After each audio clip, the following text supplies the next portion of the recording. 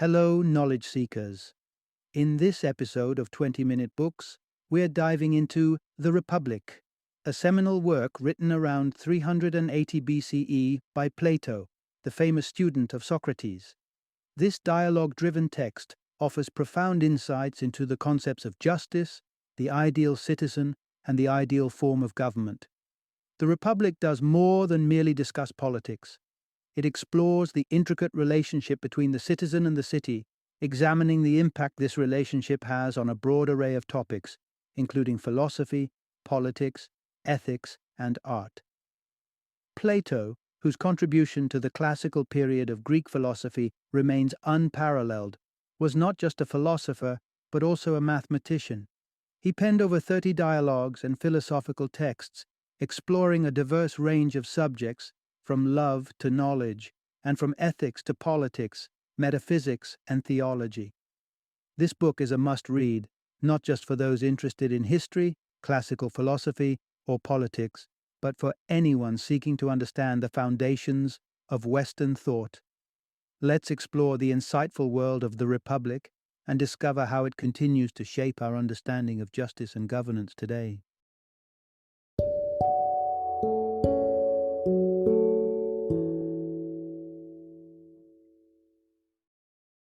The Republic, one of the most important philosophical texts ever written. Introduction. Delve into the depths of philosophical discourse with an exploration of justice in Plato's Republic. What defines a just individual or a just society? This question is at the heart of the discourse led by Socrates in the Republic. Although crafted over 2,000 years ago by the timeless philosopher Plato, the Republic continues to be a cornerstone of philosophical and political thought even today. Indeed, the prominent scholar Sir Alfred North Whitehead once described the entire field of philosophy as a mere footnote to Plato. Regarded as an essential part of Western intellectual heritage, the Republic takes you on a journey through Socrates' intellectual expedition as he probes various individuals about the roles that justice, philosophy, and art play in shaping society and the individual soul. Embarking on this exploration, you'll discover how the illusion of justice can often mask the worst forms of injustice, the concept of the noble lie and its binding power within a community, and how the composition of the soul can be likened to that of a speech. Part 1. Grapple with Socrates, as he critiques various proposed definitions of justice. Imagine trying to define justice in a conversation with Socrates. No matter how robust your definition seems, Socrates would likely find a way to disassemble it. This holds true in the dialogues that unfold in the Republic, as he critically scrutinizes several proposed interpretations of justice. The first suggested definition is presented by Polemarchus, who states that justice involves providing each person with what they are due. But Socrates unravels this idea by proposing exceptions. For instance, consider a scenario where weapons are owed. While one should typically return what they owe, it wouldn't be prudent to return weapons to a person displaying threatening and unstable behavior. The concept of justice as giving what is owed, therefore, doesn't consistently apply. Polemarchus then proposes an alternate definition. Justice implies assisting friends and harming enemies. Socrates challenges this definition by questioning whether there exist situations where inflicting harm is ethically acceptable. He concludes that it is not. Just as animal trainers don't benefit the animals they harm, people don't become better through suffering harm. Also, it's possible to mistakenly perceive friends as enemies, and vice versa, leading one to unintentionally benefit those they intended to harm. Given that inflicting harm isn't beneficial and our judgments can be flawed, this second definition doesn't hold up either. The third definition comes from Thrasymachus, who suggests that justice is what serves the ruler's interest. Socrates counters this by asking whether the same principle would apply to other roles like that of a physician. A doctor's primary concern should be the patient's health, not the doctor's personal gain. Similarly, A ruler who prioritizes personal gain over the well-being of his citizens cannot be considered just. Like the doctor, a just ruler should aim to benefit his patient, in this case, the city. Having found this third definition insufficient, the initial efforts to define justice hit a standstill, culminating in an aporia, a point of philosophical impasse in the dialogue. Part 2. The notion of justice must be examined within the interplay of individual and society. Emerging from the stalemate of various flawed definitions, Socrates offers his own interpretation of justice, adhering to one's own role. This idea of justice, Socrates asserts, has both personal and societal facets. To adhere to one's own role is to shoulder our appropriate responsibilities, which benefits both the individual and the society. In a just and well-structured city, every citizen has a specific role, tailored to their capabilities. This way, the burden of managing all societal functions doesn't fall on a single person. Socrates outlines that a city should be composed of craftsmen, doctors, merchants, rulers, and soldiers. It's essential that each person recognizes their individual role and then fulfills it competently. Achieving this requires just institutions within the city to educate the citizens about their specific duties. Having understood their responsibilities, individuals can then focus on their roles and execute them justly and aptly. This pattern of conduct reverberates throughout the city, ultimately shaping its character as just or unjust. But Socrates adds a caveat. Not everyone is suited for every role. For example, an excellent general may not necessarily make a capable horse trainer. The objective of each person's job must extend beyond personal gain and contribute to the collective welfare. This is the social role it serves. Consider the role of a ruler. A just ruler governs for the benefit of the city, while a tyrant governs for personal advantage. Therefore, a tyrant's actions mirror the corruption within his society, whereas a just ruler's actions reflect the justice prevailing in his city. From this perspective, the justice of an individual cannot be considered in isolation from the justice of the city. Recognizing one's role is not a solitary endeavor. Rather, it is shaped by the needs of society and the individual's aptitudes. In a well-balanced, just society, the needs of the city and the needs of its people exist in a symbiotic relationship, with each benefiting from the other. Part 3. The pursuit of justice requires authenticity, not mere pretense. An underlying theme resonating through the philosophical exchanges in the Republic is the contrast between essence and appearance, the discrepancy between how something seems and what it truly is. The gravest form of injustice, the dialogue suggests, is when someone projects an image of justice while harboring injustice within. Now, Plato's brother, Glaucon, steps into the conversation. Glaucon and Socrates venture into a deeper exploration of justice, advocating that a life lived justly is inherently more valuable than a life immersed in injustice. To stimulate this exploration, Glaucon, acting as the devil's advocate, posits a theory he invites Socrates to refute. He proposes that the majority of people believe it's more beneficial to merely maintain an outward semblance of justice than to actually embody it. Socrates, however, not only rebuffs this idea, but emphasizes that living such a life represents the pinnacle of injustice. He compares this to someone who falsely portrays themselves as a proficient weapon maker while lacking the requisite skills. Such dishonest claims could result in the creation of seemingly sturdy shields that crumble in the heat of battle. The underlying message here is that outward appearances bear no relation to one's true character. The real test of a person's mettle lies in their actions under pressure. Socrates goes on to claim that one can gauge a person's justice or injustice by examining their surroundings, their city, and their interactions with others. Hence, for an individual to be truly just, their city must also embody justice, not just put up an appearance of it. Furthermore, Socrates argues that just individuals cannot thrive in the absence of a just city. Therefore, those living in cities where laws serve the interests of a privileged few, rather than the collective welfare, inhabit unjust cities, regardless of how just they might seem. Such cities are often governed by tyrants, whose unjust actions mask an unearned image of justice. Laws established by tyrants invariably favor themselves and penalize anyone opposing them. Instead of aspiring towards a collective good, these tyrants pursue only their self-centered ambitions. Part 4. Nurturing justice requires a balanced education and a noble fiction. Socrates envisions education as the driving force molding individuals into just beings. Thus, an effective education is one that shapes individuals capable of sustaining and fortifying the city with their robust mind and body. To illustrate, Socrates presents musical education as the foundation of a healthy mind, while gymnastics fosters a healthy body. Music plays a pivotal role in nurturing the mind and soul through its elements of rhythm and harmony.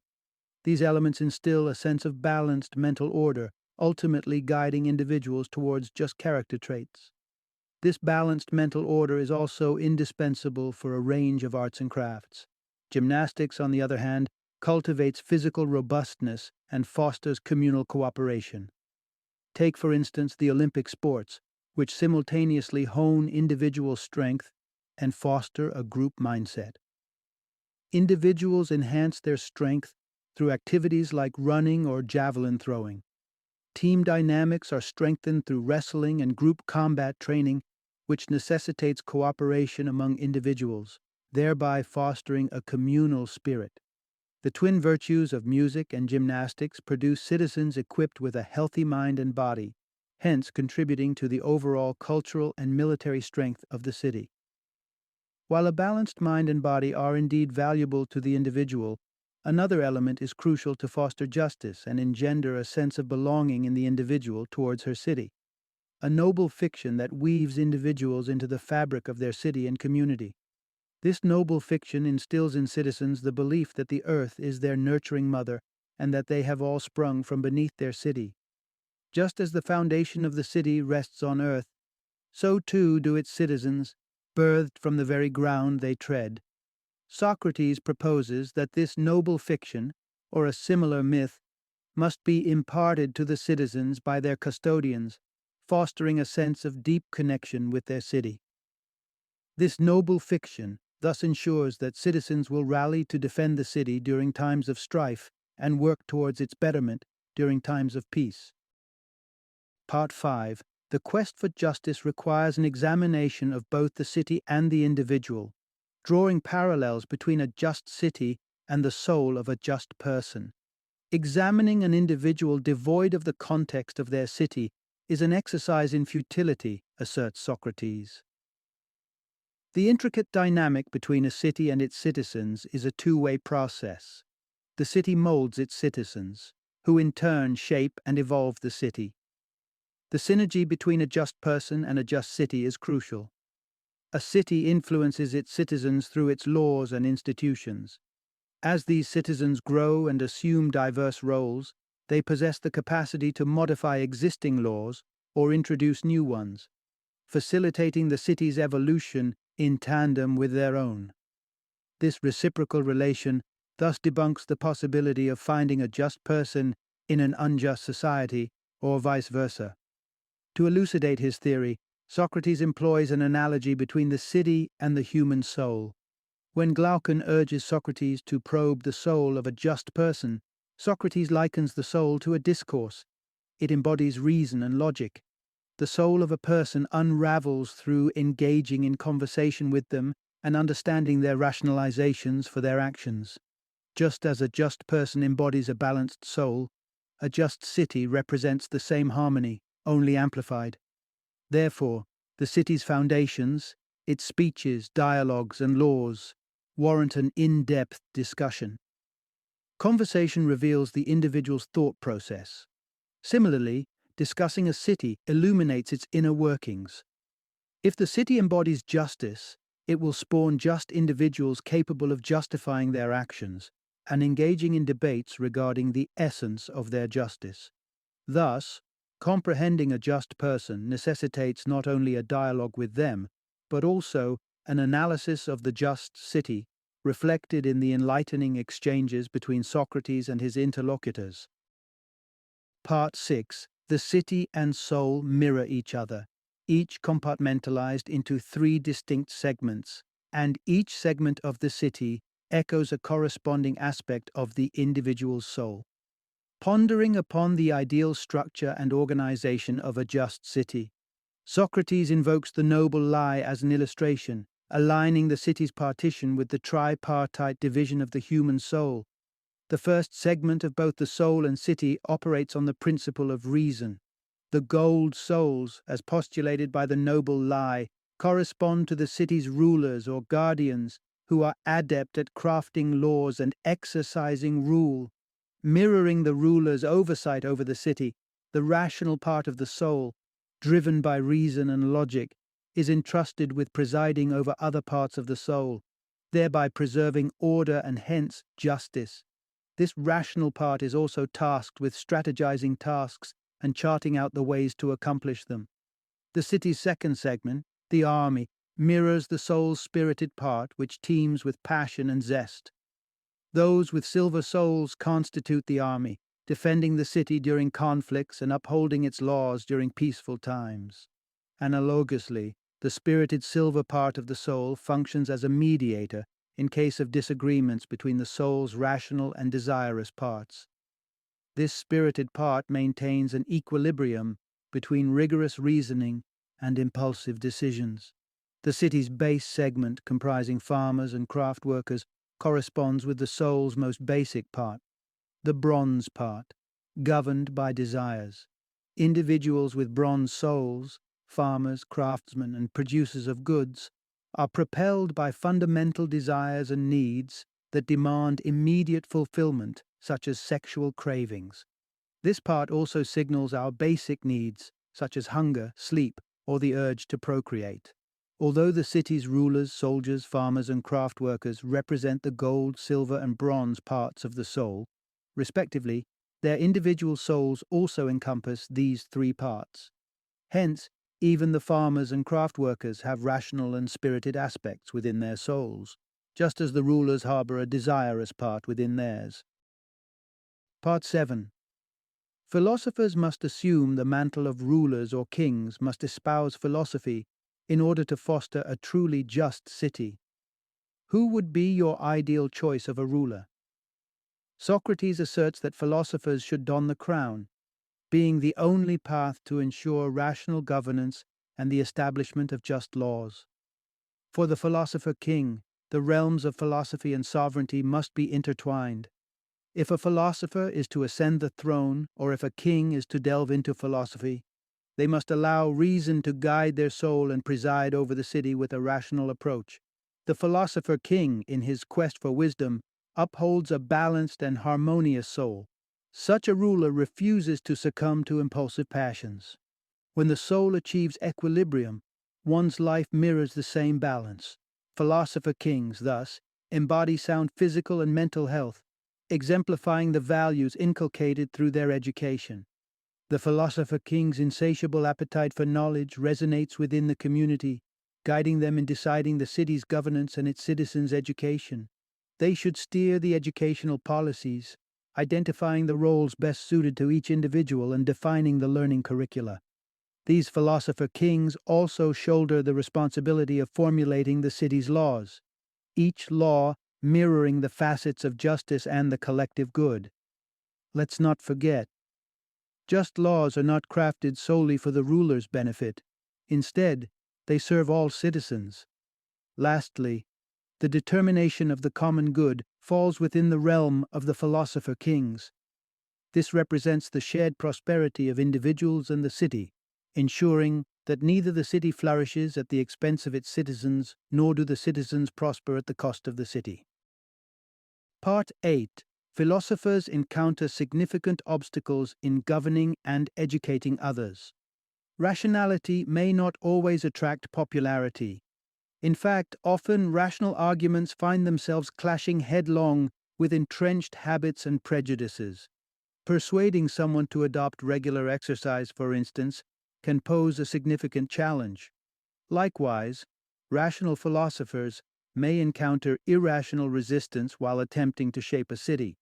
To elucidate this point, Socrates narrates the allegory of the cave.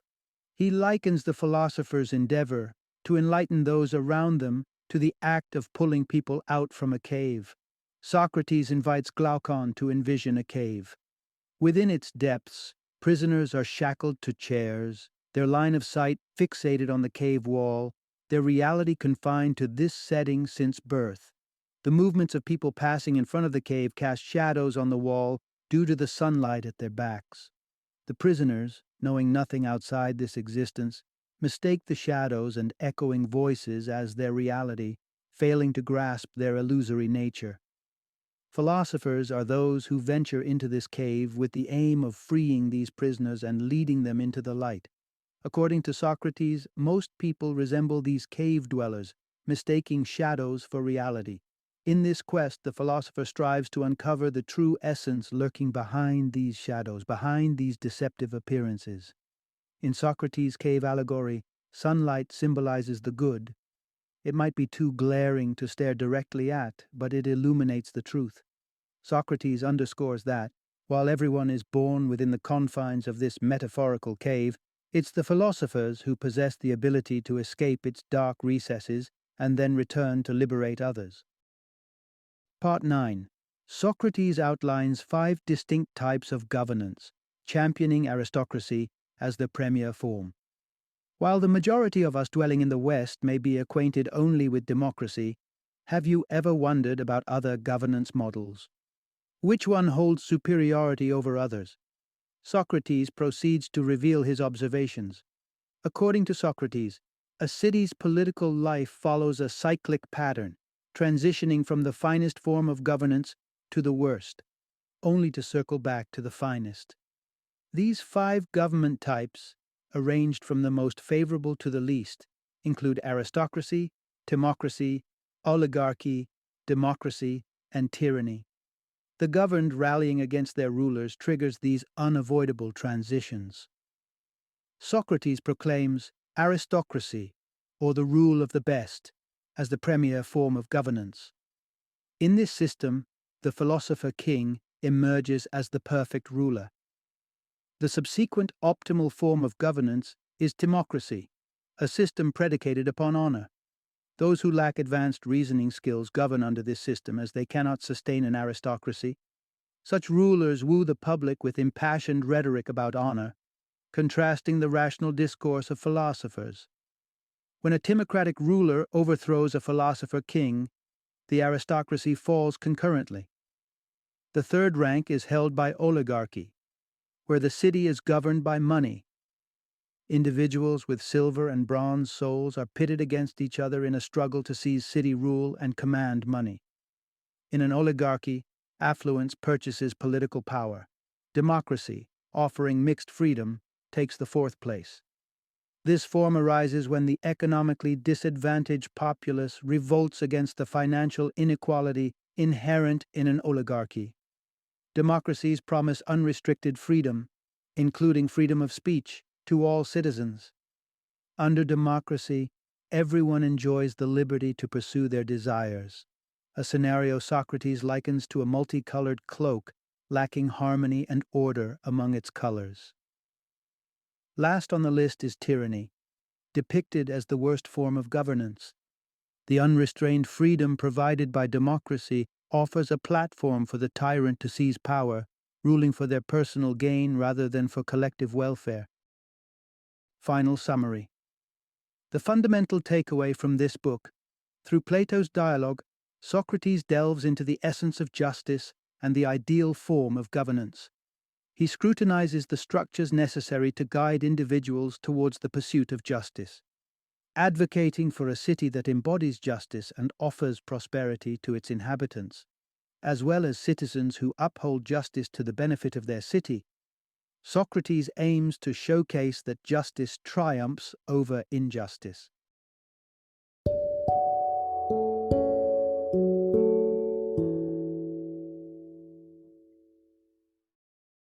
Thank you for joining me today on this journey of learning and discovery as we explored the insights of another thought-provoking book in our growing library of knowledge. If you've enjoyed our time together, please take a moment to follow our podcast, give us a 5-star rating, and share 20-minute books with other knowledge seekers. Your support truly means a lot. Don't forget to join me again in the next episode, where we will delve into another enriching book.